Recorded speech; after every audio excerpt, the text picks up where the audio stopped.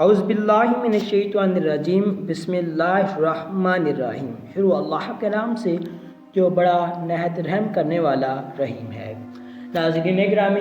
آج کا یہ عمل اپنی اولاد اور اپنی خود کی اور اپنے اہل و عیال کی حفاظت اور برکت کے لیے سب سے بہترین دعا ہے۔ ناظرین گرامی، انشاءاللہ اس دعا کے پڑھنے سے آپ اور آپ کے گھر والے ہمیشہ اللہ پاک کی حفظ و امان میں رہیں گے اور قبر و حشر کے عذاب سے بھی محفوظ ہو جائیں گے۔ انشاءاللہ اس دعا کو کثرت سے پڑھا کریں، اللہ پاک آپ کو خیر و برکت عطا فرمائے گا۔ فرمان مصطفیٰ صلی اللہ علیہ وسلم کی حدیث شریف کا مفہوم ہے کہ جو شخص سوتے وقت اپنا پہلو کروٹ بستر پر رکھے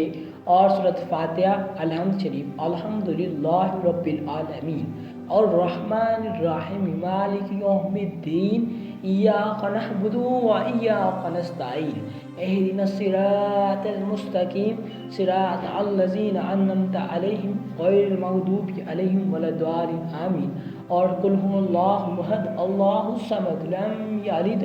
ولم یولد ولم یکن لہ کو پڑھ لے، موت کے علاوہ ہر چیز سے امان میں آ جاتا ہے۔ ناظرین گرامی، اپنی اور اپنی فیملی کی حفظ و امان کے لیے سورۃ فاتحہ جو کہ قرآن پاک کی سب سے پہلی سورت ہے، اور قل ھو اللہ احد جو کہ خالص طور پر اللہ تعالیٰ کی حمد و ثناء کے لیے دونوں صورتیں ہیں۔ پہلی صورت میں ہم اللہ پاک سے دعا کرتے ہیں کہ یا اللہ، ہم تجھ سے دعا کرتے ہیں کہ ہماری ضرورتیں، ہماری حاجتوں کو دور فرما دے، اور دوسرے میں قل ھو اللہ احد میں اللہ تعالیٰ کی یکتائی، اللہ تعالیٰ کے ایک ہونے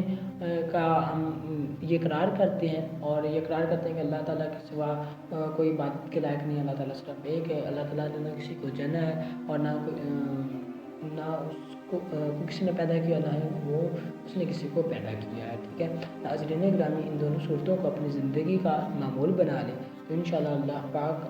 کہ آپ سو امان میں آ جائیں گے اور آپ کے تمام مسائل خود بخود حل ہونا شروع ہو جائیں گے۔